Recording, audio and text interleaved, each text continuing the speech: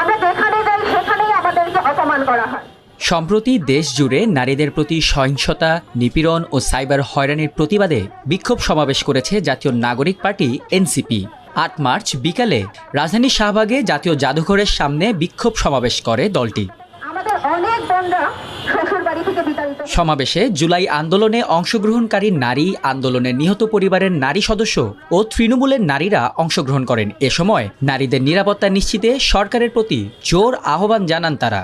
যখন নারীদেরকে মঞ্চে উঠিয়ে ফুলের তোলা দেওয়া হয়, ক্রেস্ট দেওয়া হয়, সংবর্ধনা দেওয়া হয়, এগুলো আমার কাছে মনে হয় ধনতা। কারণ বাংলাদেশে নারীরা যতটা না সফল তার থেকে বেশি নির্যাতিত এবং নিপীড়িত। দু চারজনের সফলতার গল্প শুনিয়ে হাজারো হাজারো নারীর নির্যাতনের, নিপীড়নের গল্পকে আমরা পিছিয়ে রাখি, নির্যাতনের গল্পকে আমরা সামনে আসতে দিই না।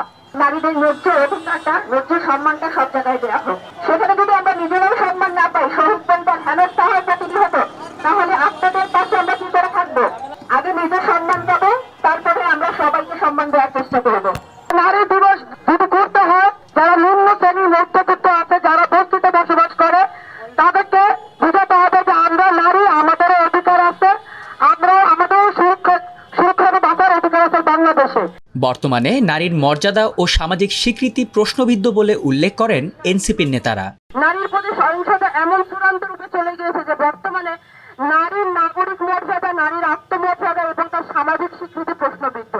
আধুনিক রাষ্ট্রে নারীদের যেসব সুযোগ সুবিধা দেওয়া হয়, সেই সুবিধা দেশে নেই, বরং নারীদের প্রাপ্ত সুবিধা কেড়ে নেওয়ার চেষ্টা চলে বলে মন্তব্য করেন এনসিপির নেতারা।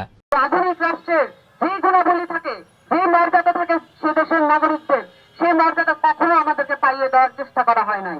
বরঞ্চ এই মর্যাদাকে কিভাবে হানি করা যায়, সকল প্রতিষ্ঠানের মধ্যে দিয়ে, সকল কাঠামোর মধ্যে দিয়ে সেই প্রচেষ্টা করা হয়েছে। সেটার পরিপ্রেক্ষিতে আমরা যখন মাগুরায় ৮ বছরের একটি নারী শিশুকে ধর্ষণের শিকার হতে দেখি এবং সেটার পরিপ্রেক্ষিতে সেটার বিচার পাওয়ার জন্য আমাদেরকে এখনো রাস্তায় খেটিয়ে মরতে হয়, সেটাই বলে দেয় যে অভ্যুত্থানে যে ফ্যাসিস্ট কাঠামোর বিলোপের কথা আমরা বলেছিলাম, সেই ফ্যাসিস্ট কাঠামো এখনো বিলোপ হয় নাই।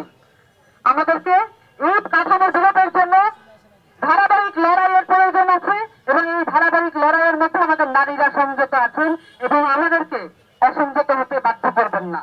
বাংলাদেশের নারীর নেতৃত্ব তৈরিতে জাতীয় সংসদে সংরক্ষিত মহিলা আসন কোনো ভূমিকা রাখবে না বলে মন্তব্য করেন এই এনসিপি নেত্রী। আমাদের নারী নেতৃত্ব তৈরি করার জন্য সংরক্ষিত আসন কোনো ধরনের ভূমিকা রাখবে না। তবে সংরক্ষিত আসনের যেই ভূমিকাগুলো আছে সেটাকে কিভাবে ইলেকটোরাল জায়গা থেকে আমরা ধারণ করতে পারি বা আমরা সেই জায়গায় যেতে পারি, সেখান থেকে আমাদেরকে চিন্তা করতে হবে।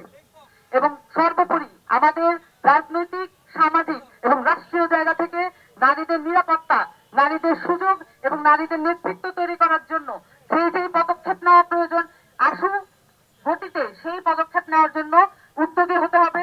এখানে যে নারী কমিশন গঠন করা হয়েছে, আমরা দ্রুততম সময়ের মধ্যে নারী কমিশনের প্রপোজাল গুলো দেখতে চাই।